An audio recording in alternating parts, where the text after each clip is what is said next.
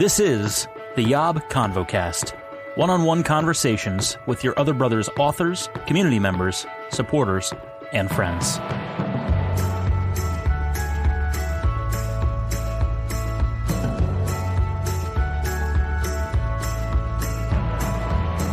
What's up, friends, and welcome back to the YOB ConvoCast, conversations with beloved humans in this big, wonderful family that we call your other brothers.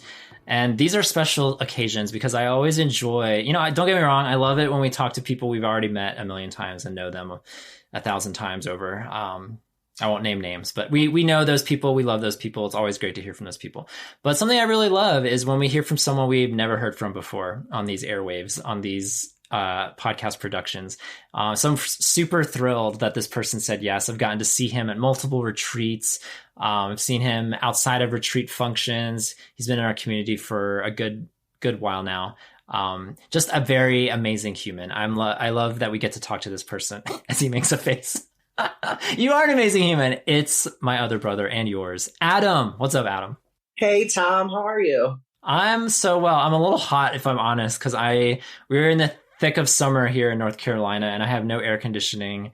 And I turn off fans, I close windows to preserve the sound quality for these recordings. So I'm sweating, I'm hot, but other than that, I'm so excited to talk to you. Yeah, listen, the sacrifices you make for us, Tom, they never end. They never end. That's right up there with, pursuing Jesus with a traditional sexual ethic. There's lots of sacrifices I make, but this is right up there. Adam, I'm so excited to see you virtually because I just got to see you in person. We had this awesome little camp out. We got to hang out together for like a solid 2 or 3 days. And it was honestly one of the highlights of my year. It was such a fun little camping trip. Yeah, it was great. I mean, despite the fact that I feel like it rained, I don't know, like 70% of the weekend. Didn't the rain bond us, though, especially at the beginning? Yeah, it did. Listen, we had to work together to set up this site with all the rain going on. It's, team building activities for sure. We had to set up tarps and shelter, and we played this little, I wouldn't even call it a board game. It was like a get to know you card game sort of thing. And so there was no winner or anything like that. So we just got to learn random icebreaker questions about each other. And that was really fun. And so, yeah, I think the rain is always good for that. For anyone who thinks rain is a damper on outdoor activities, it can bring you closer together. It certainly did at our first YOB retreat. You weren't there for that, Adam, but in 2018, our first YOB retreat, it was a monsoon basically for 80% of the weekend. And it bonded us. There's no other way to describe it. So we got a little taste of that. God makes all things for his glory, right? Isn't that a verse that people often quote? So he does. So for anyone listening and you're worried about the threat of rain at your event that's coming up, whatever it is, maybe it's meant to bond you closer with your fellow humans. Who knows? Trust the Lord. Let it rain.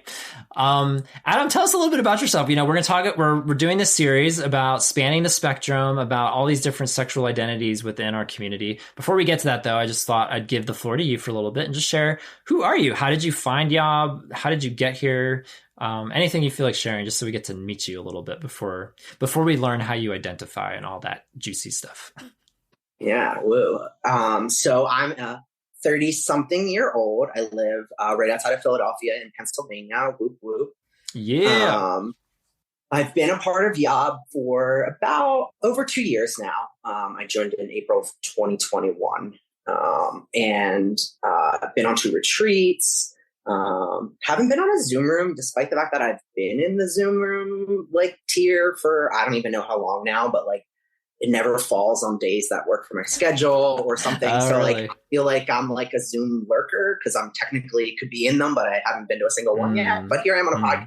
So, something. You leapfrogged Zoom rooms straight to the podcast. You're talking to me on the podcast. So there you go. That's all you need. Yeah.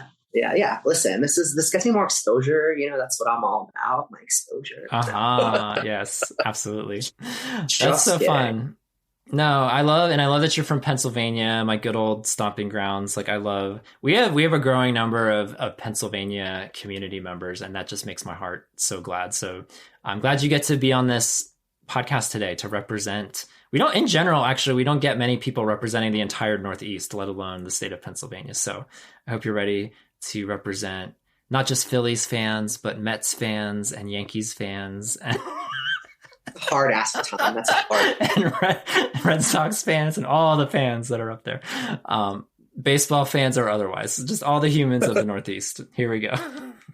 Oh boy. No pressure. We're great people. No pressure. Some of them. Yes. Some of them are great people up there.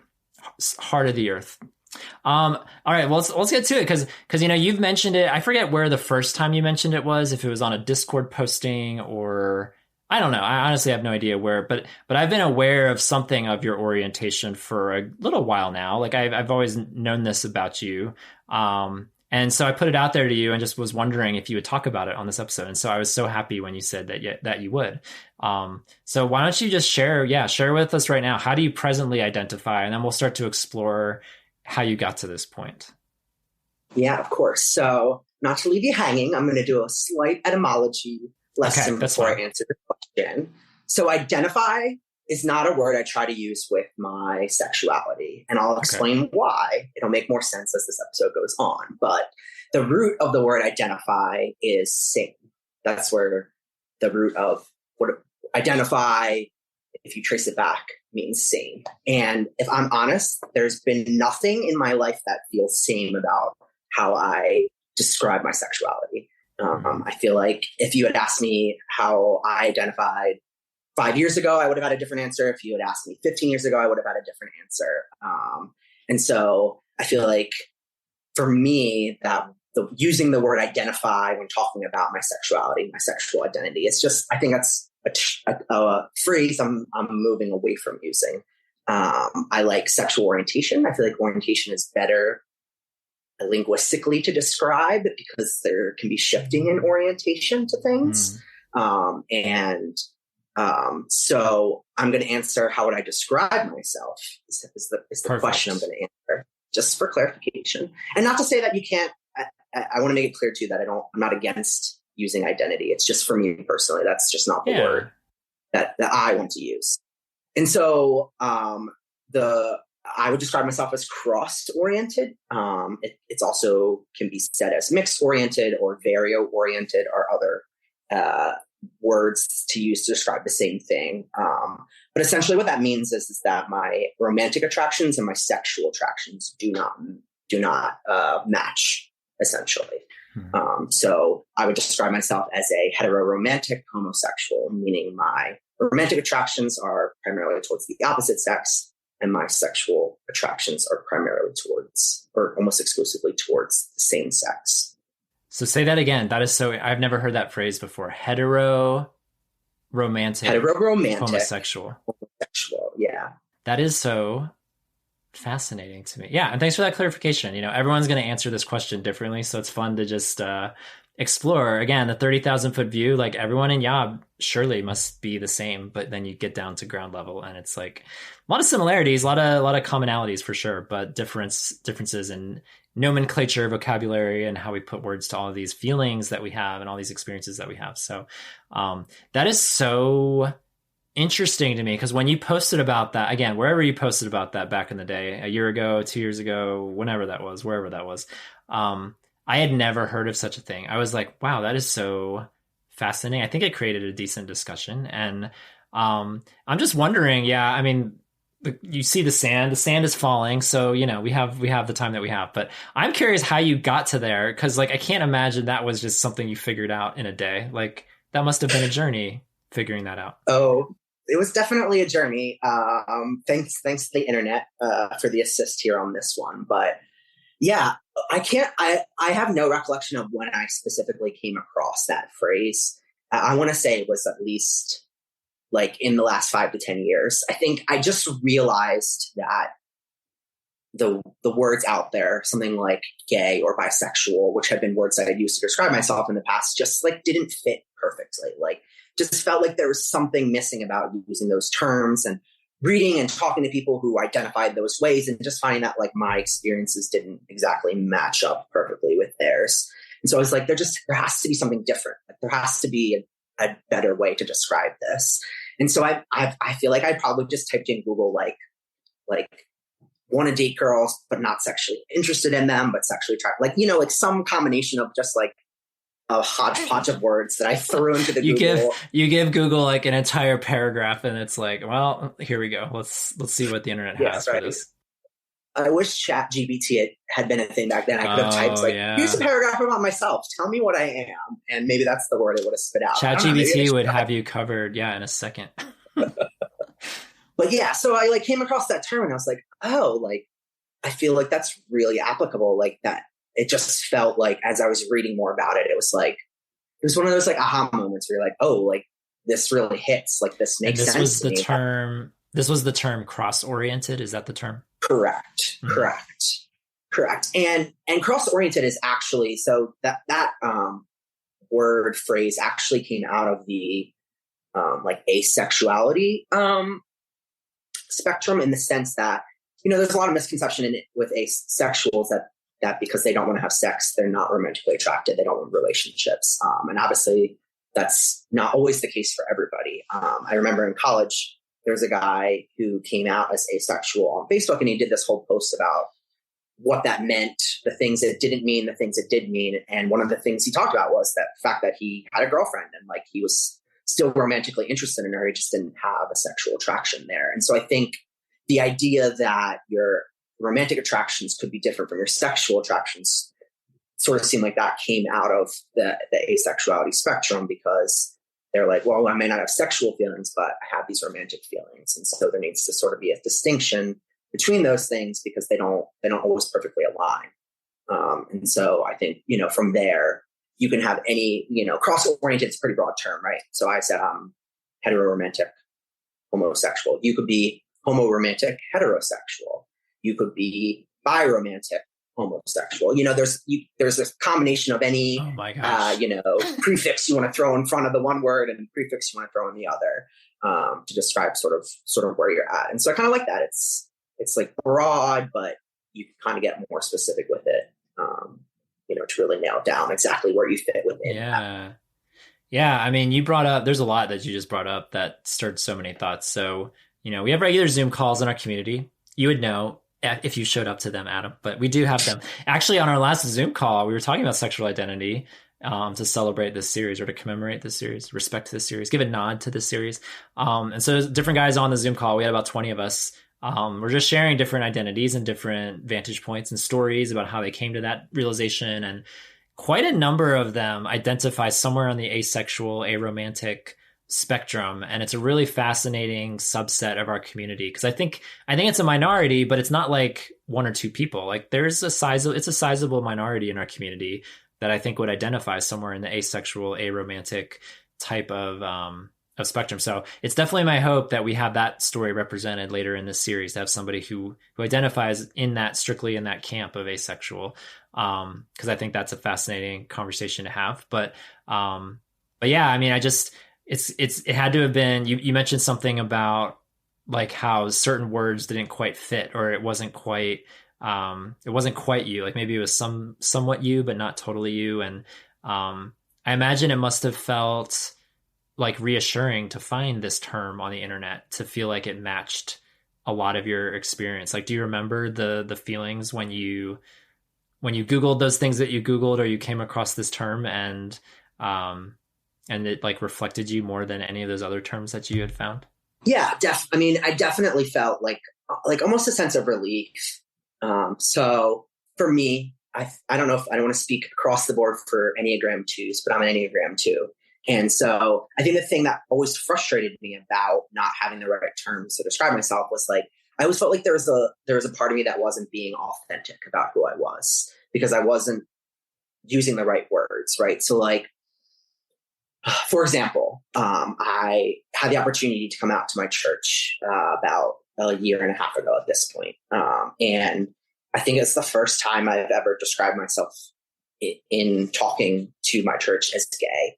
And I kind of just got like intense, like doubts in myself after I did that, because I felt like I was misleading people, because, a large part of the struggle, I feel like, or at least that I've heard from other people in YOB, is that what to do with those romantic feelings for other guys, right? Like how to deal with the crushes and the guys that you become friends with, but then it turns into, the feelings, you fall deeper, and you've got to deal with that whole rush of emotions that come with that. And like, that was not something I ever experienced. And so it was like, I didn't want to use the word gay to describe myself if that was the struggles that people were going to think that I had, when in reality, that wasn't something I struggled with. It was, for me, it's always just been simply sexual attraction. I never had a crush on a guy or fallen for a guy. And so like, it felt like I was being inauthentic when I was using those words. And so I feel like coming across this term and this phrase has been just like super helpful in being like, okay, like here's language that I can use to communicate. And like, yeah, people raise their eyebrows because like cross-oriented, no one's ever heard of it. Right. And, luckily it's not too difficult of a term to explain. And I think, even using the heteroromantic homosexual, even if I just use those terms, I feel like that gives a little bit more clarity and something that someone else or it's easier for somebody to understand.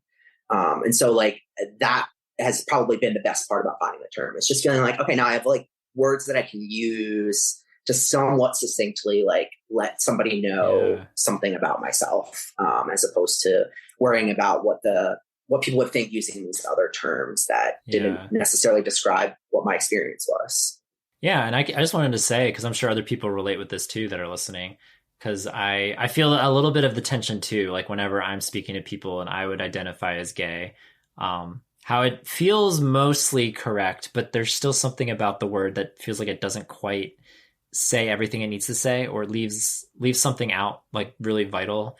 And I hope to share more of my story in this fun little series later as we go. But I just want to say that, I understand that tension of using words that don't feel entirely correct, and then finding one that feels more comfortable or feels like it tells the better picture of what's going on. So just, you're definitely not the only one to ever feel like a word doesn't quite say what it needs to say or does all that it needs to do. So let me pick at you a little bit and pick at the words and tell the people if they're confused still what's going on. Let's focus on let's focus on the part that probably most of our listening audience is familiar with, which is the homosexual part, the homosexual part of heteroromantic homosexual. So what does it mean when you say like I'll just let you tell us what you mean by that, as far as that half of being cross-oriented goes. Like, what does that look like for you? Yeah. So essentially it's that my sexual feelings in terms of arousal or physical intimacy are pretty much solely directed towards male. So it is not I never wanted to be in a relationship with a guy. Like, it's never about that. It's purely about the physical stuff. Like, I feel like it's more of like the physical realm of things versus the romantic is more like the emotional realm of things, at least in my head. Although, of course, there's overlap in some of those areas too. But like, it's just, I don't know. It's hard. It's hard to exactly define it without being too explicit, I guess. Not too explicit, but like... No. Yeah, you don't need to say what turns you on. Exactly. No. But essentially, like, that's what it is. And so if you don't want to be in a relationship with a guy, is it like straight people and gay people, like as long as they're a man, like you have this physical sexual attraction to them, or are like gay men not attractive to you and it's mainly straight men, or does that not matter? I guess that was kind of another part of it. Yeah, no, for me, that does not matter. Okay. No, it doesn't matter their orientation. It matters their sex more than anything else. Gotcha. So then, and I know, like I said, I know the bulk of our audience would completely resonate with that. And so now let's talk about the heteroromantic part of it. Because actually, maybe a decent number of our audience would resonate with this too. Because I think there's a lot of people, just by virtue of growing up in the church or growing up in Christianity or growing up in America for that matter, that it's like culturally instilled in you. And maybe this is changing as generations change and culture changes. But, when we grew up in the 70s, 80s, 90s, whenever we grew up, like, or earlier than that, certainly. But, it's assumed that you will find a girl. If you're a boy, you'll find a girl. If you're a girl, you'll find a boy, and you'll get married somewhere between the ages of 19 and 25 and get married and have kids, the 2.5 kids, and do all that. And so a lot of that is probably culturally inherited as far as this heteroromantic part of you. So do you feel like that's part of it, or it certainly obviously goes beyond that, versus just something you feel like you quote unquote have to do? I'd love to just hear more about, being romantically attracted to women. What is that? What does that look like? Yeah. So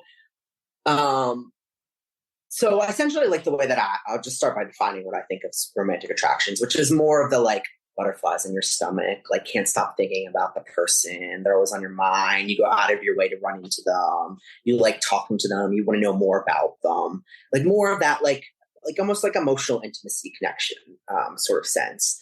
And I was listening to your last episode with Ben, and so I guess trigger warning, purity culture, but like, I feel like I felt like I was killing purity culture because I was like, I have all of the romantic feelings towards women, like want to be with them, want to date them, like, want to, like, I had, I wanted to love them, and, serve them and all those things that are involved with that. But like, oh, I don't have to worry about like sexual temptation because I don't have that. Right. And it was like, looking back, like so embarrassing because, the homosexual side of that was raging in the background. You were doing such a great job though, guarding their hearts and keeping them pure. I was. Yeah. You and Ben was it get terrible? All the points. Was I breaking hearts, Tom? No. But yeah, no, like I asked out girls. I've never been in a relationship, but I have asked out girls and been rejected. I've had girls ask me out and been like, not interested. And so like, it was weird because I was like, okay, so like, this is kind of normal. Like, again, like what we were saying about like culturally normal, like there was a part of my experience that was like, okay, like this is socially normal. Like I had guy friends where we talked about the girls we had, crushes on and that we wanted to talk to and date and stuff like that. And like that part of my adolescence experience was normal in the sense that it was heteronormative. And so I think, though, that's probably the romantic aspect of it is probably the more fluid piece within the spectrum for me. Like the homosexuality is pretty firmly established there. The romantic aspect, I feel like, can fluctuate. Like I feel like that's something that's, at least in me, less established and firm and probably slightly more fluid. So like, for example, like I have recently had a crush on a guy for the first time ever. And so like, that's been like, okay, do I still identify myself as cross-oriented now? Like, what do I do with this? I'm like, I don't know. It's one person in my 30 plus years of being on this earth. So I'm not really ready to throw out all of my life experiences for one crush, but it's been weird to like experience that and be like, okay, so that's new. Haven't dealt with that before. Like that was definitely an interesting experience that I've had fairly recently. And so, I feel like it's a journey we're on, right? It's never ending. And that's, again, going back to what I said in the beginning, like, that's why I feel like using the word identity doesn't fit for me because I feel like I'm still orienting myself at some points. So yeah, that's such a great point that things are constantly changing. And it's happened so many times. I mean, I have so many people that I've met in this community who would have previously identified as gay and feel exclusively attracted to men. But then one woman is there and one woman comes along and I've known them to get married. And then do I still identify as gay if I'm married to a woman? Some people would say yes, because that's like the one exception to a general rule that's been established over a lifetime. But who am I to say that person should say this or not say this or choose these words? It's like, how do we make sense of this crazy, weird thing that fluctuates constantly, sexuality? So that's an interesting development that you bring up. Like maybe a year from now, 5 years from now, 20 years from now, you come back and share, the new wording or anything that changes. I was wondering, like, real quick, because this is the last thing I was going to follow up on, and then feel free to share anything else about this part of your journey. But I'm assuming the reason you don't identify or use the language of bisexual, because it almost feels like if you're a bisexual, this is how I would interpret it, is that you're almost like the sexual and the romantic go together with each sex. And in the case of Alex, who's been on this show, like, he described his attractions as 85% for men and 15% for women. presumably though, like both of those going together, like the physical and the sexual, or the romantic and the sexual, with both men and with women, just to varying degrees as far as the quantity of people that you would find attractive. So is that why like bisexual doesn't quite fit for you, and you opt for, and this language just feels more precise? Yes, it's exactly why. And that's what I would have described myself as 5 years ago. I would have been like, yeah, I'm definitely bisexual, but I don't really think there's been the sexual attraction to women there. Like, if I'm being completely honest with myself, it's not something that's there. And so just because I'm having those romantic feelings doesn't mean in my head that bisexual would be the correct term, because Gotcha. I don't experience that. Yeah, that's very interesting. Have you encountered others with this orientation, either within YOB or in the Googling of this? Like, have you encountered other people also talking about this orientation? So like, there's like a subreddit that is about this that I've like ventured onto, but not like seriously. But I've never met anyone else in life. And to be even more honest, like, so I think I first mentioned this at the retreat last year. It was in our tribe. It's probably the first time that I like said it out loud to other people. And I've maybe told like one or two friends I've used that language, but like, it's not language I've had a lot of experiencing throwing out there to really know whether there's anybody else that relates that way. I've never come across anyone who's described their sexual identity, romantic identity as that, but I'm not going to pretend like I'm out there, waving my flag for cross-oriented and having those kind of conversations with people. So Gotcha. I have not, though, as far as I know, but maybe this podcast brings some people out of the woodworks. You never know. I honestly, I always invite people to comment on our blog if you want to share a story, if something resonates from this episode, or, that's publicly on our blog. If you want to send an email, you can feel free to reach out to me, tom@yourotherbrothers.com, and I can pass your email along to Adam if you want to get in touch or share some of your story. I think it would be cool to hear others out there. I totally forgot you were on my tribe at that retreat, and I remember you sharing a little bit about this verbally in addition to whatever you shared online. So it was cool to just hear more, because you can only get so much from a Discord post or a Facebook post, whatever you put words to it virtually. So to hear you speak it out loud was like super meaningful, to be in a small group with you and to hear more of your journey, more of your story. What would you say in our dwindling moments of the sand? What would you say is hard? What's hard about life? What's hard about being incarcerated? I laugh because I have to laugh when we get to hard parts, because if you let life just swallow you whole, it'll swallow you whole. So sometimes you gotta laugh. But what's been challenging about having these romantic and physical sexual attractions diverge? What is that? Yeah. And so this is going to be the way easier thing for me to talk about. So let's wait till we get to Joyce, because I might have some awkward silence there. But I think the struggle has been like with the wanting to be authentic about who I am, right? Like, it's been hard to not have the words to put to that. And even now, even though I have the words to it, like, I just came out to two guys in my small group, I don't know, in the last month. And I think I used the phrase something other than straight to describe my sexuality. I couldn't even use these words because I just was like, I feel like it opens a can of worms. But like, I think struggling to be authentic and about what those struggles are for me, because it's different than other people.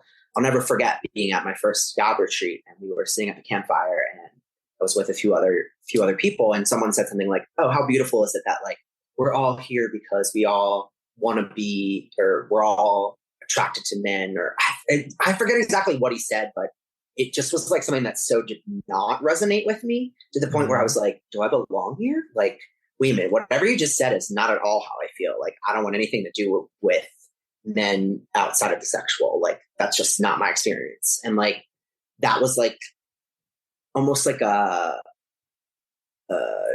don't want to say doubtful moment, but like, I was sort of shaken by that. And I was like, oh no, like, do I not belong here? And so it's been really hard to feel like, know exactly where I belong, I guess, and to be authentic about that. I think for me, that's definitely been the hardest part. Yeah. I'm so sorry for whoever that Yobber was that made you feel like what am I doing? No, he's fantastic. I don't hold it against him. He's a wonderful person. And what he said was probably accurate. and I just was overthinking it because I don't, That's such a great awareness, though, for anyone listening who's been to YOB retreats or will be going to the YOB retreat in a few months. That's what I really am enjoying about this series. Cause like, again, 30,000 foot view, there's some people that might think, oh, we're all wired the same exact way. We all want to have sex with a man. We all want to be married to a man. We all want to have kids with a man.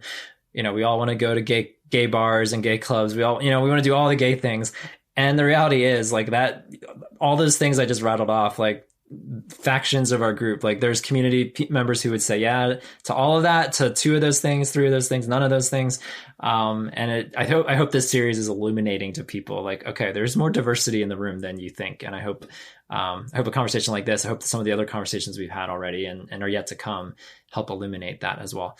And ultimately, like this is what I always tell people when people like reach out to me or are struggling to connect. Like at the end of the day, we all have a reason why we don't belong. Like I could rattle off 100 for you right now as the person in the leadership chair, and a whole host of other things that I'm not worthy to be here. I have all these things going against me that isn't like everyone else. And I'm saying, preaching to myself, preaching to you, preaching to anyone listening that, we're all following Jesus and he's the one that makes us belong. And that's the full stop right there. And so he's the ultimate unifier. Like sexuality, there might be a common thread that weaves its way around our community. But, if there's no Jesus in the midst of it, then what even is the point? So amen. It's hard. It's hard to feel like an outsider, to feel like something's not quite with the majority. Like I have been there so many times. I'm curious, like while we're in the struggle end of the pool, like how does this affect you like long term? Like when you look at the future, like some would say like, oh, this person has a much easier road ahead of him than I do because he at least has some kind of an attraction for the opposite sex. So maybe there's like a future where you find this attraction to a woman and then maybe something develops from there, like Beyond the Butterflies, an Adam memoir or something. I don't know. Do you think about that kind of stuff? Does that bring you joy? Does that just make it worse? Like what is your thoughts on like your romantic future?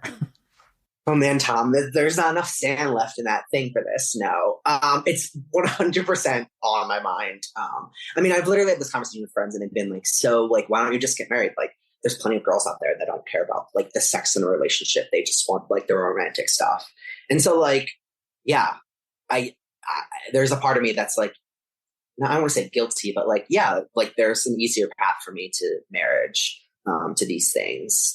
But like, I don't know, I'm 30 something here and it hasn't happened yet. So on the other hand, I have to, it's like a balance. It's like living in that tension of like, yes, I would love for it to happen. Yes, I think it's easier perhaps for that to happen for me. But like at the end of the day, that can't be the end goal for me, right? Like that can't be what I'm putting all my effort into, because if it doesn't happen, then what am I left with? Right. And so I feel like I'm trying to live in that tension of knowing it's possible and it could be there and looking out for opportunities for that, but also being okay that if it doesn't ever happen, that's also fine. It's a fun place to live in. It's a fun, tension's always fun to live in, but it's kind of what I'm striving for, I guess, is to live in that tension. Absolutely. Yeah. Thanks for being real about that. You mentioned that there might be an awkward silence for this last part, so I'm eager to hear that awkward silence. Feel free to take as long as you need. Yeah, joys and blessings. This is how I like to close all of these conversations. Like, is there something that you can point to? And it's completely fine if you can't. Like, if there's nothing joyful and there are no blessings to be found in your sexuality and the way you're wired, that is completely acceptable. But I'd be curious to hear, if there is anything that you've been able to glean from this journey of self-discovery. Yeah, I mean, there's definitely plenty to glean. Like, some part of me is like, oh, I wish I was a 4, because then I could be like, oh, I'm super unique. Like, look at me. I am really jealous, honestly. But I'm a 2 and I hate it, and I just want to be like everybody else, because then I could have helped them more easily. But no, like, I think for me, with having this orientation, like I feel like it gives me a greater appreciation, and like compassion, almost like an ability to relate to people, because I feel like having the sexual attraction to men helps me in our community, right? Like that's a level that I can always relate to people on. But also like having the romantic attraction has certainly like I said, like I've had guy friends where we talked about the girls we have crushes on, and like I kind of know what I've had those feelings before, so it's not unfamiliar to me, and I can like connect with people that way. And so it's kind of cool in the sense that like I get to dabble my feet almost in both pools. Not quite as much as maybe Alex is a bisexual, but it's given me a greater appreciation for just like understanding where people are coming from and being able to relate to people on a different level than than some people would be able to, and sort of play that line of, I can talk straight when I need to, and I can talk gay when I need to. You know what I mean? Like I can kind of straddle that line a little bit, which has been cool, and just like, and building connections that way. I feel like it's definitely been a joy to have the ability to relate to just a wider audience as a result. That's a great response, because there are definitely people, and I resonate a little bit with this, is just like that sometimes either women are completely foreign and scary and just unapproachable or ununderstandable, or maybe it's straight men, like a subset of men, or maybe it's other gay men as another subset of men. So like there's definitely people in our midst who have struggles connecting with large groups of people. And I think it's awesome when, whether we have someone like Alex who identifies as bi, or someone like you who's cross-oriented, to be able to see multiple vantage points and to have resonating points with lots of different types of people. Like that is a beautiful skill. And to be a two, like someone who loves to help people and just minister to, like, that's such a gift that you have. You did it all weekend long at the retreat, I'm sure you did it at the retreat too, but at our camp out, like just taking care of us, making sure everyone's doing okay. Like there was just a sense of care there that I really appreciate about you. And so I can echo that blessing in your life. And even you mentioned it earlier, even though you mentioned feeling like a tinge of guilt or feeling like you weren't completely truthful about like using the word gay, like to be able to share your story nonetheless in front of your church and to share that with an audience. I remember you shared that link with us in our community, and I watched it happen, I guess live. I don't know if it was recorded. Maybe it was recorded actually. I think I might've watched it recorded, not live. I wasn't that, not that present, I guess. I probably went to my own church at the time. Anyway, but I just remember just having a big smile on my face, watching you speak, just so, I don't know if you felt this way, but it came across as just confident, and this is who I am, and this is how God's using me. And I think you might have made a reference to YOB, or this online community that you found. And so it was just, I don't know, just super cool just to see that even in that one instance of 30 minutes, 45 minutes sharing in front of a room of people, that that God is definitely using you. So, and now you're sharing it here on this podcast, and who knows what happens from here, Adam. Who knows? I don't. I'll tell you that much. Yeah.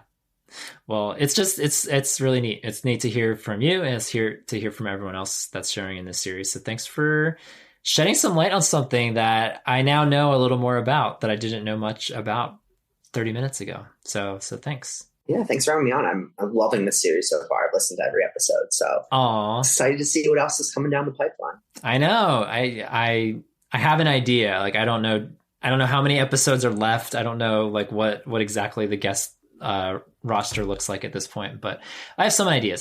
So y'all just got to stay tuned to listen to some more stories as the spectrum continues being spanned. So leave a comment, as mentioned. Go to yourotherbrothers.com/podcast and find this ConvoCast episode with Adam. Anything about this resonates, leave a comment or reach out to me via email. And maybe I can get you in touch with Adam in some way, shape, or form. But it'd be cool just to hear other people out there with a similar experience. And that goes for all the other stories for that matter. I don't mention it as often on the ConvoCast as I do the YOBcast. But yeah, if you want to comment on any of our episodes, go to our podcast episode page and leave a comment. Tell us a story. We always love hearing from our listeners. All right, Adam.